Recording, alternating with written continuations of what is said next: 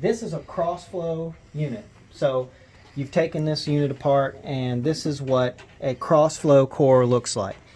And you put it in like a diamond, and it's called a cross-flow core because the paths of air actually cross each other.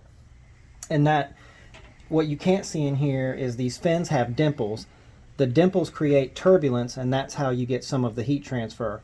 Also, the heat transfer comes from this metal, and it's coated, and that coating, so dust particles and things like that slide over it and make their way out.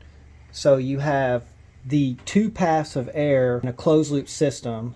So you have ambient air crossing and then pulling out the hot air from the cabinet, and the cross flow of that ambient and hot air from the cabinet, they literally cross, but they never meet. And that's the reason for the core and the division. So when they cross each other, that turbulence and the metal create that heat exchange, hence heat exchanger. So this is a cross flow core.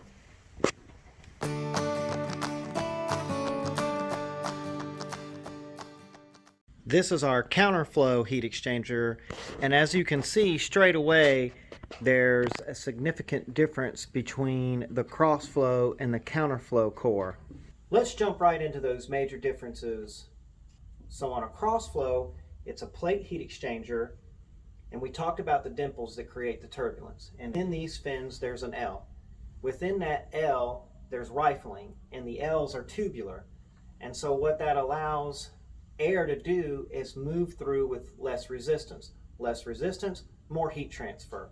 More heat transfer in a smaller core gives you the ability to have a bigger bandwidth heat exchanger, but in a more compact size. To give it an example, a traditional crossflow at 45 watts per degree F is about 35 to 36 inches tall. In the counterflow form factor, that unit's only going to be about 24 to 25 inches tall. So what that gives you the ability to do is you cut out 10 inches. Now our 45 watt per degree F counterflow heat exchanger can fit on smaller cabinets that still have the big heat loads.